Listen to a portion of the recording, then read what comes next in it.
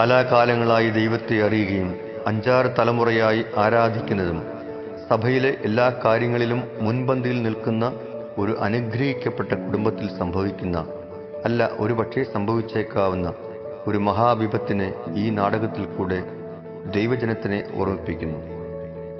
ഈ മഹാവിപത്തിൽ നിന്നും രക്ഷപ്പെട്ട് ദൈവസഭയായി മഹാസന്തോഷത്തിൽ പ്രവേശിക്കാൻ ദൈവം സഹായിക്കട്ടെ എന്ന് ആശംസിക്കുന്നു. ഈ കഥയിലെ എല്ലാ കഥാപാത്രങ്ങളും കഥയും സാങ്കല്പികം മാത്രം ആണെന്ന് അറിയിച്ചുകൊണ്ട് ക്രൈസ്റ്റ് അംബാസിഡേഴ്സ് സ്നേഹപുരസ്സരം അവതരിപ്പിക്കുന്നു കർത്താവിൻ്റെ 2ാം വരവ്. നമുക്ക് ശ്രദ്ധയോടെ ശ്രവിക്കാം. റാപ്ചർ.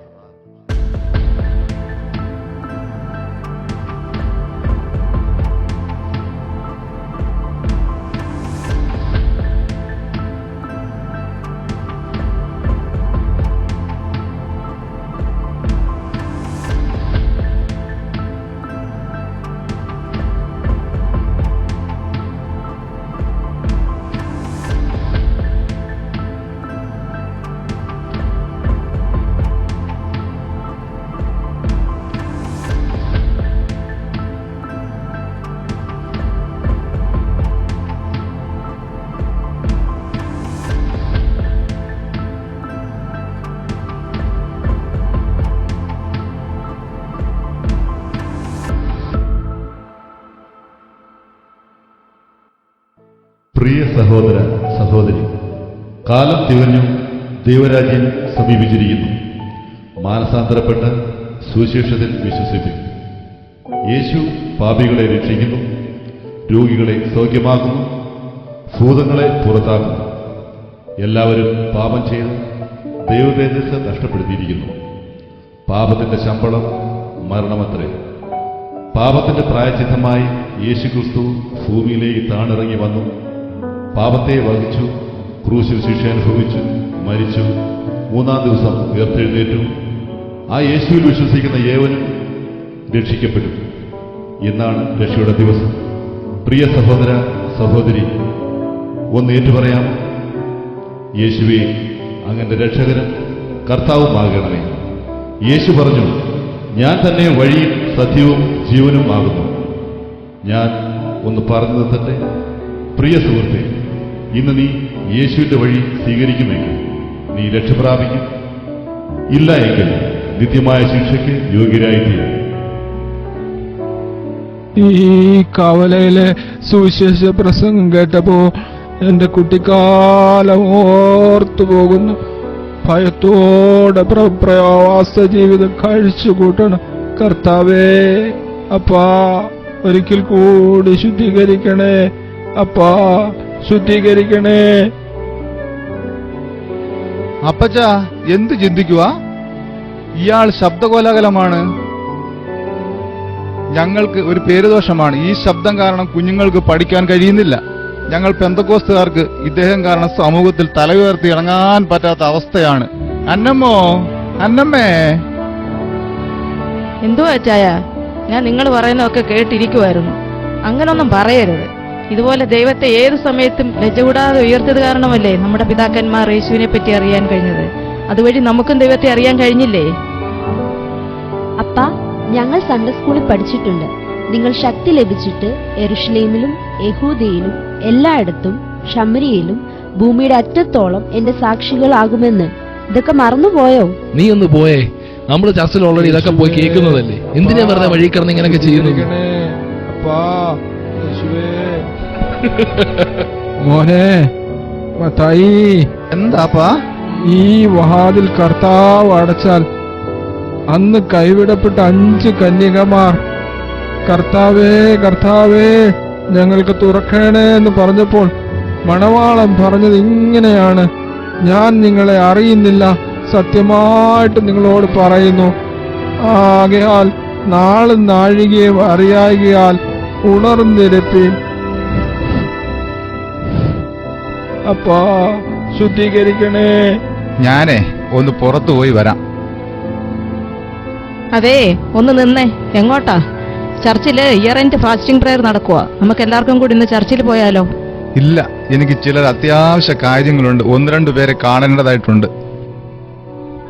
അമ്മേ, ഞാനും പുറത്തോട്ടൊന്ന് പോവാ കേട്ടോ. എന്റെ ഫ്രണ്ട്സ് അവിടെ പുറത്ത് വെയിറ്റ് ചെയ്യുന്നുണ്ട്. മോനെ, അമ്മ പറയുന്നത് നീയെങ്കിലും ഒന്ന് അനുസരിക്കടാ. എന്റെ കൂടെ ഫാസ്റ്റിംഗ് പ്രയറിന് വാ. ഇല്ല അമ്മേ, ഞാൻ വരുന്നില്ലെന്നല്ലേ പറഞ്ഞേ. ഓ, അവനും അവന്റെ വഴിക്ക് പോയി. വാ മോളെ, നീ നമുക്കിവിടെ ഇരുന്ന് പ്രാർത്ഥിക്കാം.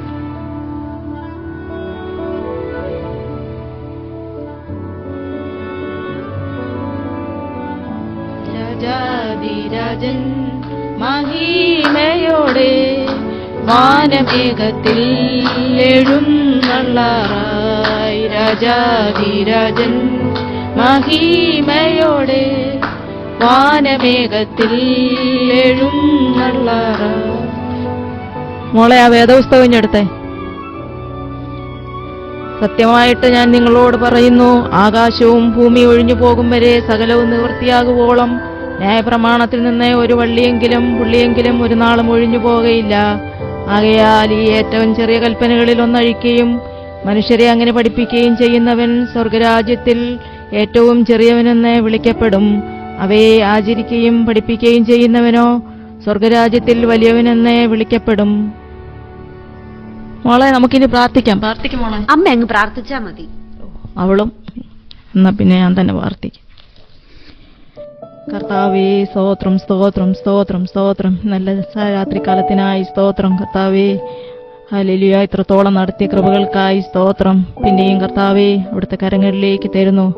അച്ചായൻ കടന്നു വരിക്കുന്ന സ്ഥാനങ്ങൾ എവിടാന്ന് അറിയുന്നില്ല കർത്താവേ. കൂടെ ഇരിക്കണമേ, ഒരു മാനസാന്തരം കൊടുക്കണമേ കർത്താവേ.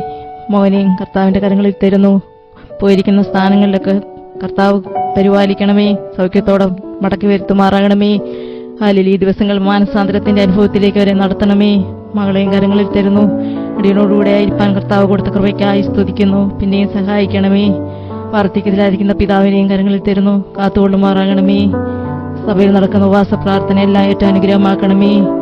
തുടർന്നുള്ള ദിവസങ്ങൾ അടിയങ്ങൾക്ക് കടന്നു പോകാനുള്ള അവസരം ഒരുക്കി തരുമാറാകണമേ. എല്ലാ കാര്യങ്ങളും കർത്താവിന്റെ കരങ്ങളിലേക്ക് ഏൽപ്പിച്ച് പ്രാർത്ഥിക്കുന്നു. പ്രാർത്ഥന കേട്ടതിനായി സ്തോത്രം. യേശുവിന്റെ നാമത്തിൽ തന്നെ ആമേൻ.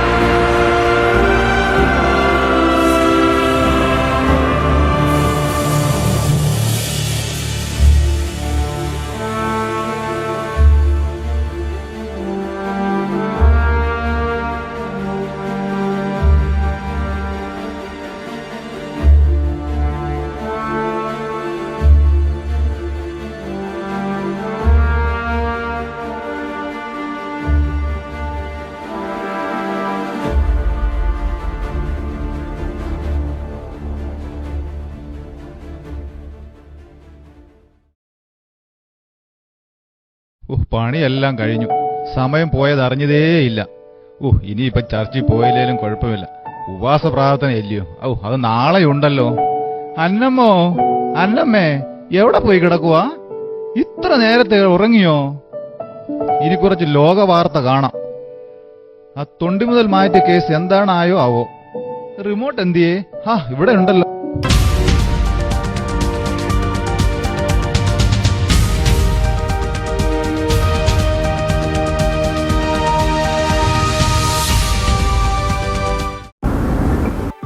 വാർത്തയിലേക്ക് ഏവർക്കും സ്വാഗതം. പ്രിയ പ്രേക്ഷകരെ, ഞങ്ങളിപ്പോൾ ബ്രേക്ക് ചെയ്യാൻ പോകുന്ന വാർത്ത ലോകത്ത് ഇതുവരെയും കാണാത്തതും കേൾക്കാത്തതുമായ അനർത്ഥങ്ങൾ സംഭവിച്ചുകൊണ്ടിരിക്കുന്നു. ഇതെങ്ങനെ സംഭവിക്കുന്നു എന്ന് ആർക്കും തന്നെ വ്യക്തമായ ഇൻഫർമേഷൻസ് ലഭിച്ചിട്ടില്ല. വിവിധ ഭൂഖണ്ഡങ്ങളിൽ നിന്നും വിവിധ രാജ്യങ്ങളിൽ നിന്നും അനേകം വ്യക്തികൾ വളരെ പെട്ടെന്ന് അപ്രത്യക്ഷമായിക്കൊണ്ടിരിക്കുന്നു.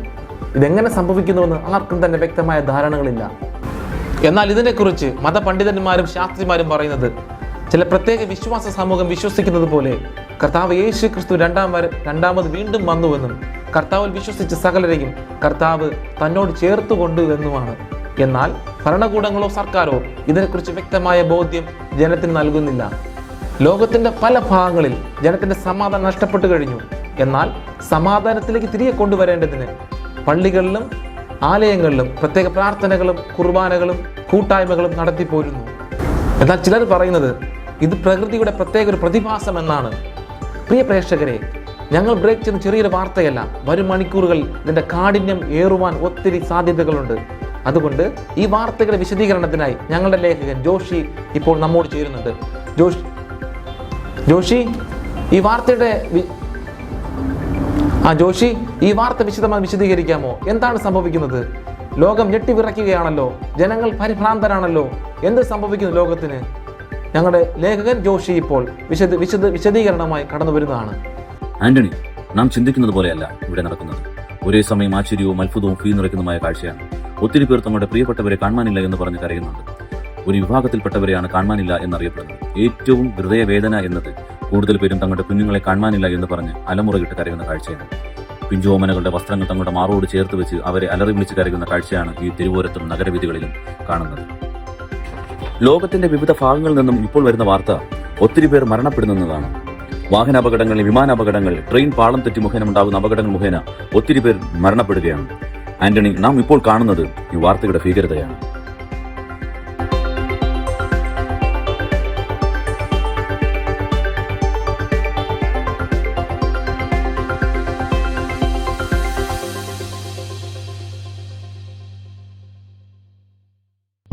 എടി അന്നമ്മോ,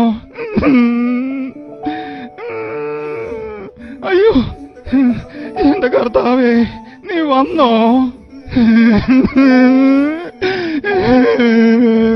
അയ്യോ കർത്താവേ, ഇനി ഞാൻ ജീവിച്ചിരുന്നിട്ട് ഒരു കാര്യവുമില്ല.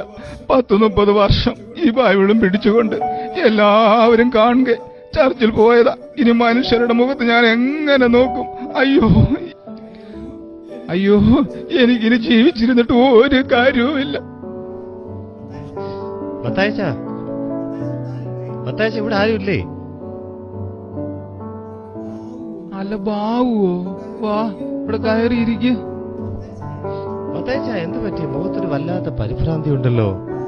അപ്പോൾ ബാവും പോയില്ലല്ലേ? വിൽസൺ ചേട്ടന്റെ മോന്റെ കല്യാണത്തിനോ? ഞാൻ ഇന്ന് പോകുന്നില്ല എന്ന് വെച്ചു. എനിക്ക് വേറെ ചില കാര്യങ്ങളൊക്കെ ഉണ്ടായിരുന്നു. നിങ്ങൾ പോകുന്നില്ലേ? അപ്പോൾ ബാവു ഒന്നും അറിഞ്ഞില്ലേ കാര്യങ്ങൾ? എന്ത് പറ്റി മത്തായിച്ച? കല്യാണം വല്ലതും മുടങ്ങിപ്പോയോ? അതൊന്നും അല്ലടോ എന്റെ ബാവു, നമ്മൾ ജീവിച്ചിരുന്നിട്ട് കാര്യമില്ല. ഇത് കണ്ടോ, അന്നമ്മ പോയി, മോളും പോയി. എന്റെ മോൻ, അവൻ ഏത് വഴിക്കിനി പോയി ആവോ? എന്റെ ഭർത്തായി, താൻ വിഷമിക്കാടോ. അവര് പുറത്തെങ്ങാനും പോയതായിരിക്കും. ഇത്ര പെട്ടെന്ന് കർത്താവ് വന്നു? 2025 വർഷമായി പറയുക ഞാൻ വരുന്നു എന്ന്. ഈ വാർത്ത ഒന്ന് കണ്ടു നോക്കിയേ.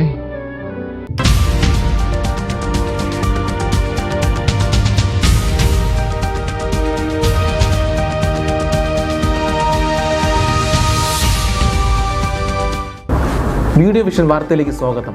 കഴിഞ്ഞ മണിക്കൂറുകളിൽ നാം ബ്രേക്ക് ചെയ്തതുപോലെയല്ല, ഈ വാർത്തയുടെ ഗൗരവം അതീവമാണ്. ലോകത്തിന്റെ വിവിധ ഭാഗങ്ങളിൽ ലക്ഷക്കണക്കിന് വരുന്ന ജനങ്ങൾ മരിച്ചുകൊണ്ടേയിരിക്കുന്നു. വിമാന അപകടങ്ങൾ, ട്രെയിൻ അപകടങ്ങൾ, റോഡ് ട്രാഫിക് ആക്സിഡന്റ്സ്, അനേക ലക്ഷക്കണക്കിന് ജനങ്ങൾ മരിച്ചുകൊണ്ടിരിക്കുന്നു. എന്താണ് ഈ ലോകത്തിൽ സംഭവിക്കുന്നത്? ആരും ഒന്നും തന്നെ പറയുന്നില്ല.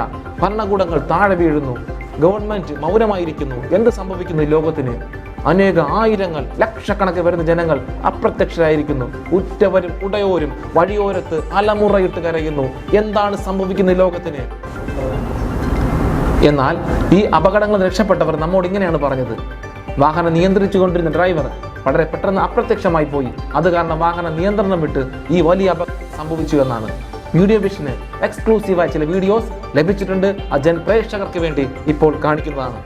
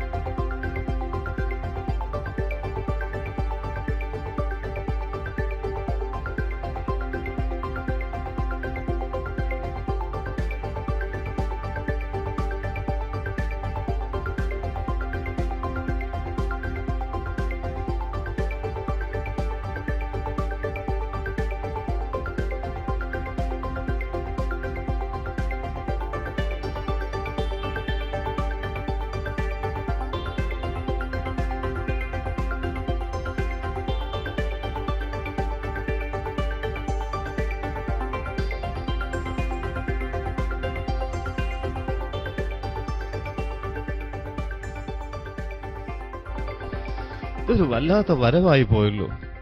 ഒരുമാതിരി കള്ളം വന്നു പോകുന്നത് പോലെ. അതെ ബാബു, അങ്ങനെ തന്നെയാ. ബൈബിളിൽ ഇങ്ങനെ ഒരു വചനമുണ്ട്.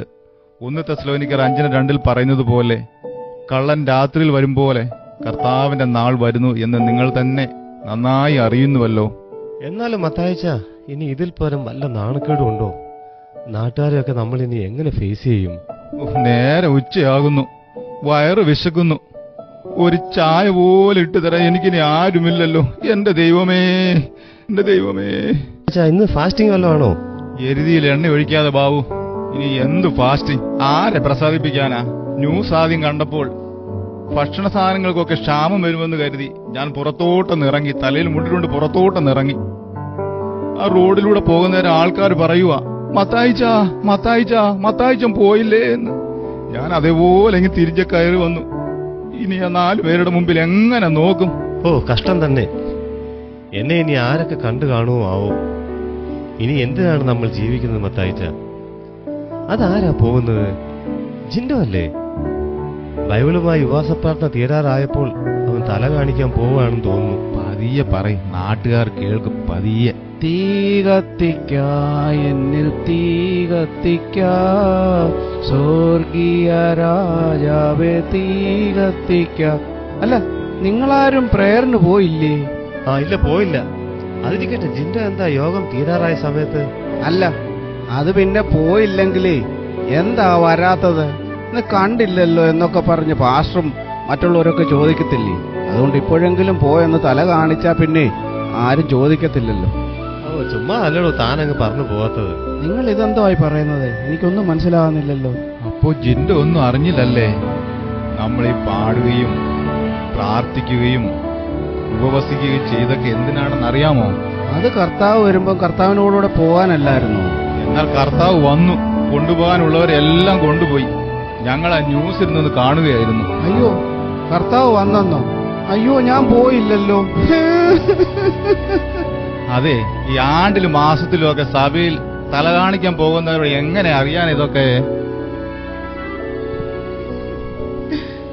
അപ്പോ മത്തായിച്ചോ ഉപവാസം പ്രാർത്ഥനയും സുവിശേഷ പോഷണമായ മാതൃക പുരുഷനായി നടന്ന ആളല്ലേടൂ? മത്തായിച്ചനും പോയില്ലല്ലയോ? അത് പിന്നെ ചങ്ക് കൊള്ളുന്ന വർത്തമാനം പറയല്ലേ ജിൻഡോ. എന്റെ ബാബു, നിങ്ങൾക്ക് ഇത് കേട്ടിട്ട് ഞെട്ടലൊന്നും വരുന്നില്ലയോ? ഞെട്ടി. എന്റെ ഞെട്ടലെല്ലാം തീർന്നു. ഇനിയിപ്പോ എന്ത് ചെയ്യാമെന്ന് നോക്കാം. അല്ലാതെ ഞെട്ടിയിട്ട് ഒരു കാര്യമില്ലടോ. അതെടുക്കണ്ട. എന്നാ നിങ്ങൾ പോയില്ലേ പോയില്ലേ എന്ന് ചോദിക്കാൻ ആരോ വിളിക്കുന്നതായിരിക്കും. ഫോൺ എടുക്കണ്ട, കർത്താവിൻ്റെ കൂടെ പോയെന്ന് വിചാരിച്ചോളൂ. എന്തായാലും ഞാൻ ചർച്ച് വരെ ഒന്ന് പോയിട്ട് വരാം. അവിടെ ആരെങ്കിലും ഉണ്ടോ എന്ന് നോക്കിയിട്ട് വരാം. അതെ, ആ പോകുമ്പോൾ തല മുന്നിട്ടോണ്ട് പോയണേ. അതെ, ബൈബിൾ ബാഗിലിട്ടുകൊണ്ട് പോകാം, ആരും കാണണ്ട. ഫോണിൽ ആരെ വിളിച്ചെന്ന് നോക്കാം. അയ്യോ, അത് മകളാണല്ലോ. അപ്പോൾ അവളും പോയില്ലേ? മോളെ മോളെ രൂത്തേ. അപ്പാ, അപ്പ എന്റെ കുഞ്ഞിനെ കാണാനില്ല.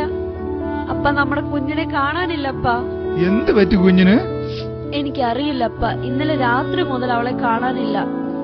അന്നേരം മുതൽ അപ്പനെ ഞാൻ വിളിക്കുവാണ്, കിട്ടുന്നില്ല. ഞാൻ ആ നേരം ഇങ്ങോട്ട് പോന്നു.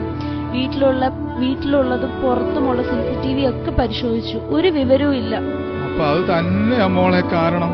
കുഞ്ഞും പോയി, അന്നമ്മയും പോയി. എന്റെ മകൻ അലക്സ്, അവൻ ഹനോക്കിനെ പോലെ ഉടലോടെ സ്വർഗത്തിലോട്ട് പോയി. എന്ത് പറ്റി അപ്പ?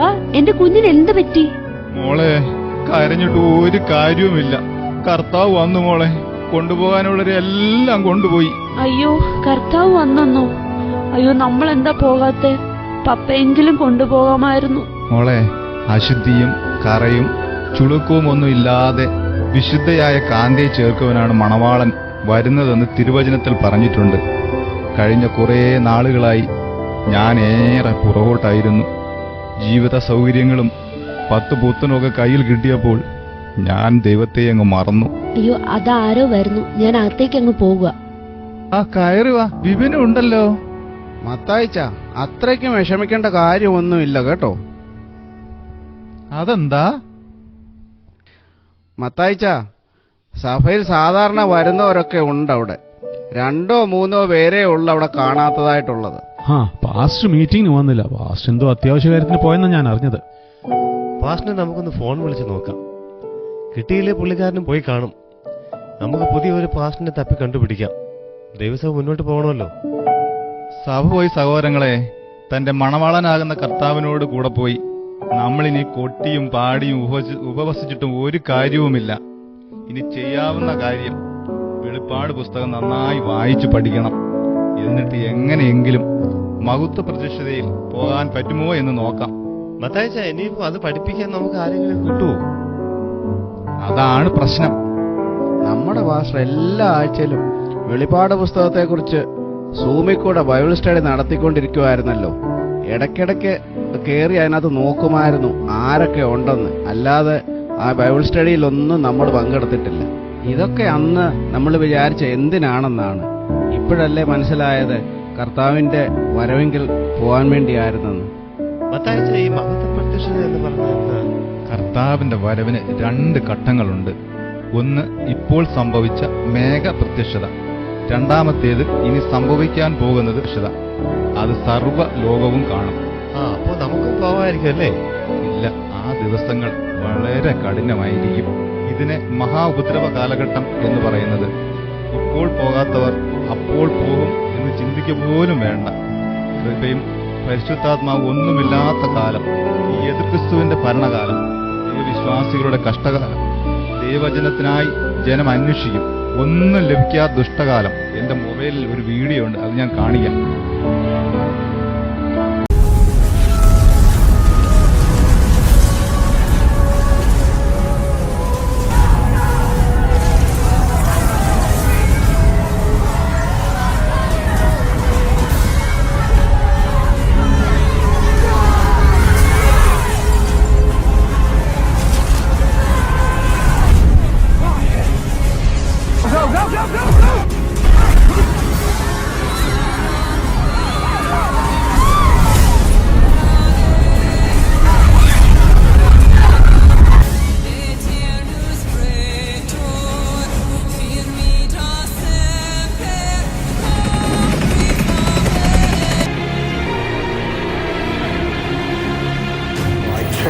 All these portfolios,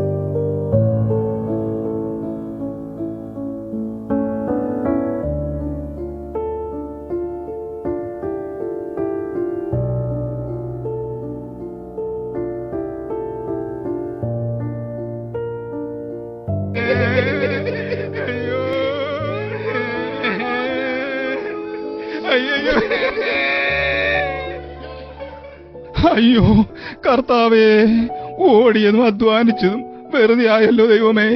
ഇനി ആർക്ക് വേണ്ടി ജീവിക്കാനാ എന്റെ ദൈവമേ? ജീവിതത്തിൽ കുറെ കൂടി ആത്മീയ ജീവിതത്തിന് പ്രാധാന്യം കൊടുക്കേണ്ടതായിരുന്നു.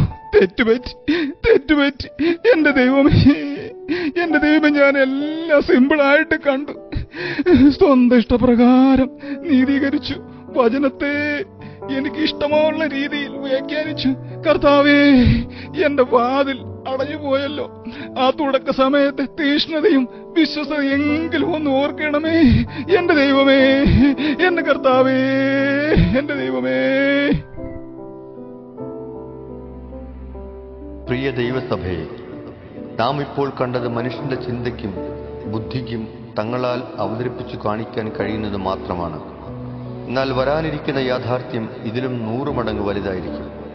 സത്യവേദ പുസ്തകം രേഖപ്പെടുത്തിയിരിക്കുന്നത് പോലെ ഗലാത്യർ 5:19 മുതൽ 21 വരെ ജഡത്തിന്റെ പ്രവൃത്തികളോ ദുർനടപ്പ്, അശുദ്ധി, ദുഷ്കാമം, വിഗ്രഹാരാധന, ആഭിചാരം, പക, പിണക്കം, ജാരശങ്ക, ക്രോധം, ശാഠ്യം, ധൊന്നപക്ഷം, ഭിന്നത, അസൂയ, മദ്യപാനം, വെറുക്കൂത്ത് മുതലായവ എന്ന് വെളിവാകുന്നു. ഈ വക പ്രവർത്തിക്കുന്നവർ ദൈവരാജ്യം അവകാശമാക്കുകയില്ല എന്ന് ഞാൻ മുമ്പേ പറഞ്ഞതുപോലെ ഇപ്പോഴും നിങ്ങളോട് മുൻകൂട്ടി പറയുന്നു. 1 കൊരിന്ത്യർ 6:9 മുതൽ 10 വരെ അന്യായം ചെയ്യുന്നവർ ദൈവരാജ്യം അവകാശമാക്കുകയില്ല എന്ന് അറിയുന്നില്ലയോ? നിങ്ങളെ തന്നെ വഞ്ചിക്കാതിരിപ്പിൻ. ദുർനടപ്പുകാർ, വിഗ്രഹാരാധികൾ, വ്യഭിചാരികൾ, സ്വയംഭോഗികൾ, പുരുഷകാമികൾ, കള്ളന്മാർ, അത്യാഗ്രഹികൾ, മദ്യപാന്മാർ, വാവിഷ്ണക്കാർ, പിടിച്ചുപറിക്കാർ എന്നിവർ ദൈവരാജ്യം അവകാശമാക്കുകയില്ല. വെളിപ്പാട് 21:8. എന്നാൽ ഭീരുക്കൾ, അവിശ്വാസികൾ, അറുക്കപ്പെട്ടവർ, കൊലപാതകന്മാർ, ദുർനടപ്പുകാർ, ക്ഷുദ്രക്കാർ, ബിംബാരാധികൾ എന്നിവർക്കും ഭോഷ്ക് പറയുന്ന ഏവർക്കുമുള്ള ഓഹരി തീയും ഗന്ധകവും കത്തുന്ന പുകയിലത്രേ. ഈ തിരുവചനങ്ങൾ നമ്മെ വീണ്ടും വീണ്ടും ഓർപ്പിക്കുന്നു. ഒഴിവാക്കേണ്ടതിനെ ഒഴിവാക്കി, മുറുകെ പിടിക്കേണ്ടതിനെ മുറുകെ പിടിച്ച് പ്രവാസ ജീവിതം ഭയത്തോടെ കഴിക്കണം. ഈ ലോകജീവിതം ഒന്നേ ഉള്ളൂ, രണ്ടാമതൊരവസരമില്ല. ഇന്ന് കർത്താവ് വിളിച്ചാൽ സ്വർഗത്തിന് നീ അവകാശിയാകുന്നു. ഈ സ്റ്റിക്കിൽ കൂടെ ക്രൈസ്റ്റ് അംബാസഡേഴ്സ് ഇതാ ഒരിക്കൽ കൂടെ ഓർമ്മിപ്പിക്കുന്നു. മനസ്സ് പുതുക്കി രൂപാന്തരപ്പെടുകയും സമയം തക്കത്തിന് ഉപയോഗിക്കുകയും ഉണർന്നിരിക്കുകയും. Thank you.